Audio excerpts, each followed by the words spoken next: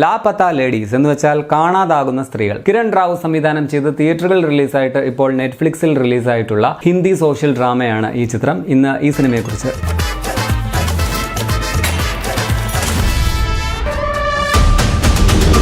North ഇന്ത്യയിലുള്ള കുറെ സാധാരണക്കാരായ മനുഷ്യരുടെ കഥയാണ് ഈ പടം പറയുന്നത്. ഈ ഘൂംഘട്ട്, അതായത് വിവാഹശേഷം മുഖം മറയ്ക്കുന്ന വിധത്തിൽ വെയിലിടുന്ന സമ്പ്രദായം ഉണ്ടല്ലോ, അത് ധരിച്ച ഭാര്യയെ ദീപകിന് ട്രെയിനിൽ വെച്ച് നഷ്ടപ്പെടുന്നു. പകരം കൂടെ വരുന്നത് മറ്റൊരു പെൺകുട്ടി. തുടർന്ന് നടക്കുന്ന സംഭവങ്ങളാണ് ലാപത്ത ലേഡീസ് എന്ന ചിത്രം പറയുന്നത്. അവിടുത്തെ ഗ്രാമവാസികൾക്ക് ഒരുപാട് ആചാരങ്ങളൊക്കെ ഉണ്ടാവും, വിശ്വാസങ്ങളും അന്ധവിശ്വാസങ്ങളും ഒക്കെ ഉണ്ടാവും. അവരെ കുറ്റം പറഞ്ഞിട്ട് കാര്യമൊന്നുമില്ല. അവിടെ വിദ്യാഭ്യാസത്തിന്, പ്രത്യേകിച്ച് സ്ത്രീകൾക്ക് നൽകുന്ന വിദ്യാഭ്യാസത്തിനൊന്നും വലിയ പ്രാധാന്യമൊന്നും ഇല്ലാത്തിടമാണ്. അതും 2001 കാലഘട്ടം കൂടിയാണ് ഈ കഥ നടക്കുന്നത് എന്നതുകൂടി ഓർക്കേണ്ടതുണ്ട്. ഒറ്റ വാക്കിൽ പറഞ്ഞാൽ one of the finest and beautiful Hindi ever made എന്ന് പറയേണ്ടി വരും. ഹിന്ദിയിൽ ഇങ്ങനെ പല സൂപ്പർ സ്റ്റാറുകളുടെയൊക്കെ കോടികൾ മുടക്കി ഇറക്കുന്ന 1000 കോടി ക്ലബ്ബുകളിൽ കടക്കുന്ന, നമുക്ക് ജസ്റ്റ് ഒരു തവണ കണ്ടു മറക്കാവുന്ന ചില നാലാം കിട മാസ് മസാല പടങ്ങൾ മാത്രമാണ് ബോളിവുഡ് എന്ന് വിചാരിക്കാതെ അതിനിടയിലൊക്കെ ഇതുപോലെയുള്ള കുഞ്ഞു കുഞ്ഞു ജെംസ് ആയിട്ടുള്ള പടങ്ങളും റിലീസാകുന്നുണ്ട് എന്നറിയുന്നത് സന്തോഷമാണ്.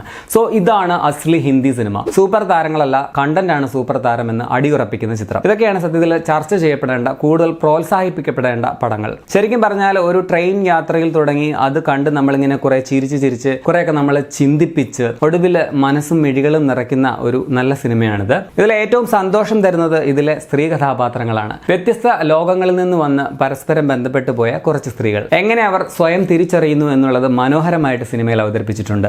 നായികമാരായ ജയ, ഭൂൽ, അതുപോലെ ചായക്കടക്കാരിയായിട്ടുള്ള ആ ചേച്ചി, ദീപകിന്റെ ചേട്ടത്തി, അമ്മൂമ്മ, അങ്ങനെ കുറെ പേരുണ്ട്. രക്തബന്ധമോ യാതൊരു കണക്ഷനോ ഇല്ലാതിരുന്നിട്ടും ഒടുക്കം സ്നേഹം കൊണ്ട് അവരുടെ എല്ലാം കണ്ണു നിറയുന്നത് കാണുമ്പോൾ പടം കണ്ടുകൊണ്ടിരിക്കുന്ന പ്രേക്ഷകരുടെയും മിഴികൾ നിറയും, മനസ്സും. ഒരു പടം കണ്ടുകൊണ്ടിരിക്കുമ്പോൾ അതിൻ്റെ ക്ലൈമാക്സ് എങ്ങനെയായിരിക്കുമെന്നുള്ള ആകാംക്ഷ തോന്നുന്നത് തന്നെ ആ പടത്തിന്റെ അല്ലെങ്കിൽ അതിന്റെ സ്ക്രിപ്റ്റിന്റെ മികവ് തന്നെയാണ്. പെർഫോമൻസുകളെല്ലാം ഗംഭീരമായിട്ട് തന്നെയാണ് തോന്നിയത്. എല്ലാം പുതുമുഖങ്ങളാണ്. അങ്ങനെ തിരിച്ചറിയുന്ന മുഖങ്ങളൊന്നും തന്നെ ഇല്ല. ജയയായിട്ട് വന്ന പ്രതിഭ റാന്ത, ഫൂൽ കുമാരിയായിട്ട് വന്ന നിതാൻഷി ഗോയൽ, ദീപകായിട്ട് വന്ന സ്പർശ് ശ്രീവാസ്തവ്, ഇവരുടെ 3 പേരുടെയും പേരുകളാണ് ആദ്യം തന്നെ പറയാനുള്ളത്. ഗംഭീരമായിട്ട് തന്നെ ഇവർ 3 പേരും വേഷങ്ങൾ ചെയ്തിട്ടുണ്ട്. റെയിൽവേ സ്റ്റേഷനിലെ ചായക്കട നടത്തുന്ന മഞ്ജുമായി ആയിട്ട് വന്ന ഛായാകഥമാണ് പരിചിതമായിട്ടുള്ള ഒരു മുഖം. നമ്മുടെ പാച്ചുവും അത്ഭുത വിളക്കും സിനിമയിലെ ഒരു നെഗറ്റീവ് ഷെയ്ഡുള്ള ഒരു നാനിയായിട്ട് വന്ന ആ നടി, ഇൻസ്പെക്ടറായിട്ട് വന്ന രവി കിഷൻ, ദീപകിന്റെ വീട്ടുകാര്, കൂട്ടുകാര്, ചോട്ടുവായിട്ട് വന്ന പയ്യൻ, പിന്നെ കാലു വയ്യാത്ത മറ്റേ ഭിക്ഷക്കാരനായിട്ട് വന്ന നടൻ. അങ്ങനെ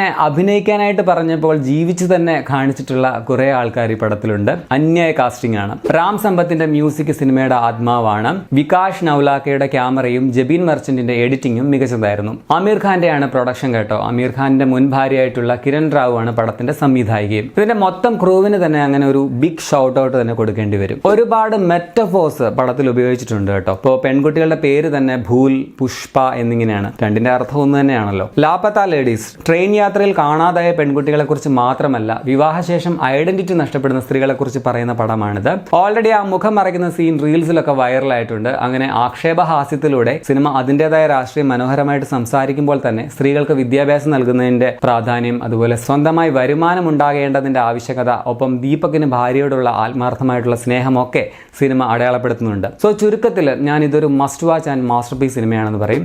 ഞാനിതിന് 5 out of 5 തന്നെ റേറ്റിംഗ് നൽകും. ഈ സിനിമയ്ക്കൊക്കെ ഫുൾ റേറ്റിംഗ് നൽകാതെ വേറെ ഏത് പടത്തിന് നൽകാനാണ്? പടം ഇപ്പോൾ നെറ്റ്ഫ്ലിക്സിൽ അവൈലബിൾ ആയിട്ടുണ്ട്. പക്ഷേ സോറി, ഇതിന്റെ ഹിന്ദി ഭാഷ മാത്രമേ ഇപ്പോൾ ലഭ്യമായിട്ടുള്ളൂ. ഡബ്ബിംഗ് ഒന്നും വേറെ ഇല്ല. ഇതൊരു ഹിന്ദി പടമാണ് അല്ലെങ്കിൽ വലിയ സ്റ്റാർസ് ഒന്നുമില്ല എന്ന് കരുതി കാണാതെ വെക്കരുത്. വലിയ നഷ്ടമായിരിക്കും.